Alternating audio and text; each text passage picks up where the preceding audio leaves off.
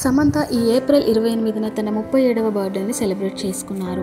ఆమెకు social media వేదికగా శుభాకాంక్షలు వెల్లువెత్తాయి. ఇండస్ట్రీ ప్రముఖులు, ఫ్రెండ్స్తో పాటు ఫ్యాన్స్ కూడా మంచి మంచి ఎడిట్స్తో ఆమెకు బర్త్డే విషెస్ని తెలియజేశారు. అందరి విషెస్కి థ్యాంక్స్ తెలియజేసింది శామ్. ఈ బర్త్డేని తన బెస్ట్ ఫ్రెండ్స్తో కలిసి సెలబ్రేట్ చేసుకున్నారు సమంత. ఈ బర్త్డేకి సంబంధించిన ఫొటోస్ ఇప్పుడు నెట్టింట్లో వైరల్ అవుతున్నాయి. అయితే సమంత చైతో విడిపోయిన కొన్ని రోజులకే మయోసైటిస్ బారిన పడిన సంగతి తెలిసిందే. ఇప్పటికీ కూడా ఆమె సరిగా కోలుకోలేదు.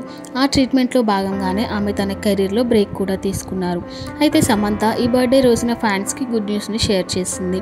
కొన్ని రోజుల క్రితం తను త్రాలాలా అనే ప్రొడక్షన్ హౌస్ని స్టార్ట్ చేసిన సంగతి తెలిసిందే. ప్రొడ్యూసర్గా ఏవో చిన్న సినిమాలు, వెబ్ సిరీస్ చేసుకుంటుందేమో అనుకున్నారంతా.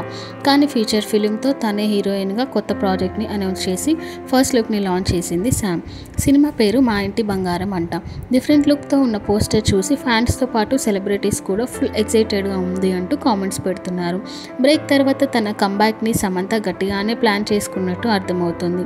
శామ్ షేర్ చేసిన ఆ పోస్ట్ ఇప్పుడు నెట్టింట్లో వైరల్ అవుతుంది.